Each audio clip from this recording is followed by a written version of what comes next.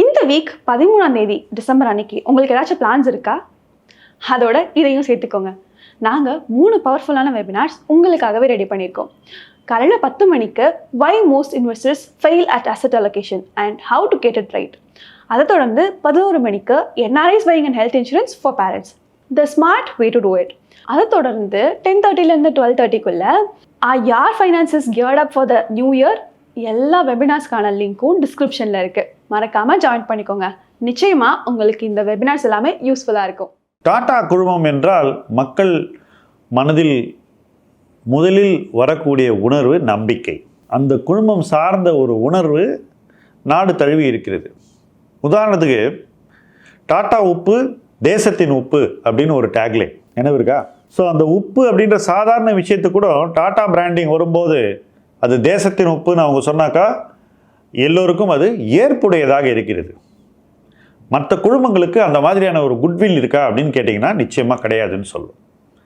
ஆனால் அப்படிப்பட்ட குட்வில் இருக்கக்கூடிய ஒரு குழுமத்தின் பங்குகளை கூட நாம் வாங்கும்போது பொறுப்பாக வாங்க வேண்டும், சரியான மதிப்பில் வாங்க வேண்டும். அப்படி வாங்கலைன்னா அப்படிப்பட்ட மதிக்கத்தக்க ஒரு குழுமத்தின் பங்குகளில் கூட நஷ்டம் வரும் அப்படிங்கிறது தான் யதார்த்தம். இதை ஒவ்வொரு மார்க்கெட் சைக்கிளையும் நான் பார்த்துருக்கேன். ஒரு மார்க்கெட் ஆல் டைம் ஹையிலிருந்து அல்லது மார்க்கெட் டாப்லேருந்து கீழே வரும்போது டாடா குழும பங்குகளின் வீழ்ச்சி பல தருணங்களில் சந்தையின் வீழ்ச்சியை விட அதிகமாக இருக்கும். அது எதை குறிக்குது?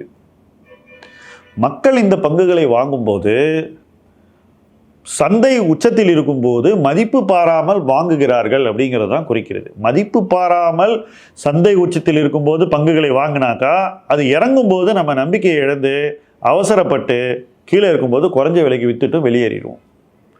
இது முதலீட்டில் இயல்பு நடத்தை, ரொம்ப நேச்சுரல் பிஹேவியர். இன்றைக்கி டாடா குரூப் ஸ்டாக்ஸை பார்க்கும்போது நிறைய பங்குகள் பாதிக்கு மேலே உச்ச விலையிலிருந்து இழந்திருக்கிறார்கள். முதலாவது டாடா எலக்ஸி 10,760 ரூபாய் உச்ச விலையை தொட்டுட்டு இன்றைக்கி 5,202 ரூபாய் இருக்குது. 51% loss from the all time high. அதற்கு அடுத்தபடியாக ட்ரெண்ட் 8,345 ரூபாய் உச்சத்தை தொட்டுவிட்டு இன்றைக்கி 4,171 ரூபாய் இருக்குது. 50% லாஸ். அதற்கு அடுத்தபடியாக தேஜாஸ் நெட்வொர்க்ஸ் 1,495 ரூபாய் விலையை தொட்டுட்டு இன்னைக்கு 510 ரூபாய் இருக்கு. 66% லாஸ். அதற்கு அடுத்தபடியாக டாடா டெக்னாலஜிஸ், இது ஐபிஓ 1,400 ரூபாய் உச்சத்தை தொட்டுவிட்டு இன்னைக்கு 677 ரூபாய். இந்த விஷயத்தில் டாடா டெக்னாலஜி விஷயத்தில் இந்த குழுமம் சறுக்கி இருக்கிறது அப்படின்னு தான் நான் சொல்லுவேன். ஏன்னா யூஸ்வலாக இதுக்கு முன்னாடி வந்த ஐபிஓ டாடா கன்சல்டன்சி சர்வீசஸ் நல்ல இன்வெஸ்டர் ஃப்ரெண்ட்லி வேல்யூவேஷனில் ஐபிஓ வந்து எல்லா இன்வெஸ்டரும் பணம் பண்ணாங்க. ஆனால் இங்கே பாருங்கள், யாருமே பணம் பண்ண முடியாத ஒரு விலையில் ஐபிஓ பண்ணியிருக்காங்க. இன்னைக்கு ஒரு பங்கு விலை கிட்டத்தட்ட 51% குறைஞ்சிருக்கு. அடுத்தபடியாக டாடா டெலி சர்வீசஸ், இது டாடா டெலி சர்வீசஸ் மகாராஷ்டிரா 291 ரூபாய் விலையை தொட்டுட்டு இன்னைக்கு வெறும் 51 ரூபாய் இருக்கு. 82% விலை வீழ்ச்சி. ஸோ இதில் ப்ளஸ்ஸில் இருக்கக்கூடிய நிறுவனங்கள் இருக்கா அப்படின்னா ரொம்ப குறைவான நிறுவனங்கள் தான். இதில் இன்னொரு கம்பெனி இருக்குது, அது வந்து டாடா மோட்டார்ஸ். அது 2 கம்பெனியாக பிரிஞ்சிட்டதுனால நிறைய பேருக்கு அதனுடைய மதிப்பு உச்ச விலை தெரியறதில்லை. இன்னைக்கு டாடா மோட்டார் பேசஞ்சர் வெஹிக்கிள் 356 ரூபாய் ஒரு பங்கு விலை. டாடா மோட்டார் கமர்ஷியல் வெஹிக்கிள் 357 ரூபாய். ஸோ 703 ரூபாய். இது 2 சேர்த்திங்கன்னா உச்ச விலை என்னன்னு உங்களுக்கு ஞாபகம் இருக்கா? டாடா மோட்டார்ஸினுடையது கமெண்ட் செக்ஷனில் போடுங்க.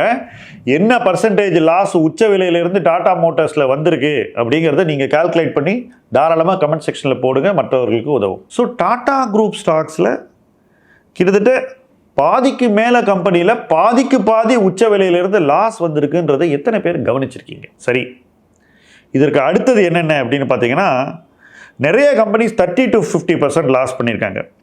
உதாரணத்துக்கு நம்பவே முடியாத ஒரு விஷயத்தை சொல்கிறேன். டிசிஎஸ் 4,592 ரூபாய் உச்ச விலையிலிருந்து இன்றைக்கி 3,192 ரூபாய். டிசிஎஸ்லேயே 30% லாஸ் இருக்குது பீக் ப்ரைஸ்லேருந்து. அதற்கு அடுத்தபடியாக வோல்டாஸ் வந்து 1,935 ரூபாய் உச்ச விலையிலிருந்து 1,338 ரூபாயாக குறைந்திருக்கிறது. அதுலேயும் 30% லாஸ். டாடா கெமிக்கல்ஸில் 1,349 ரூபாய் உச்ச விலையை தொட்டுட்டு இன்னைக்கு 779 ரூபாய் விலையில் வர்த்தகம் நடக்கிறது. 42% லாஸ். ராலிஸ் இந்தியா 378 ரூபாய் உச்ச விலையை தொட்டுட்டு இன்னைக்கு 262 ரூபாய், 30% லாஸ். இவ்வளவு நஷ்டங்களை ஏன் நாம் சந்திக்கிறோன்னா, இதுக்கு டாடா குழுமம் பொறுப்பா அப்படின்னு கேட்டிங்கன்னா நிச்சயமாக கிடையாது. நாம தான் பொறுப்பு.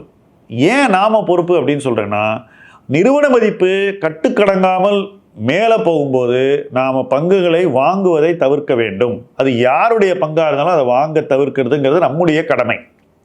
அடுத்தது, ரொம்ப மிகைப்படுத்தப்பட்ட மதிப்பு வரும்போது விற்க தயாராக இருக்க வேண்டும். கொஞ்சமாவது பங்குகளை விற்கணும். ட்ரெண்ட் பங்கை விற்கணும்னு எல்லாருக்கும் தெரியும், ஆனால் ஒருத்தரை விற்க மாட்டான். என்ன காரணம் கேட்டால், டாட்டாப்பா ஒன்றும் ஆகாது அப்படின்னு சொல்லுவாங்க.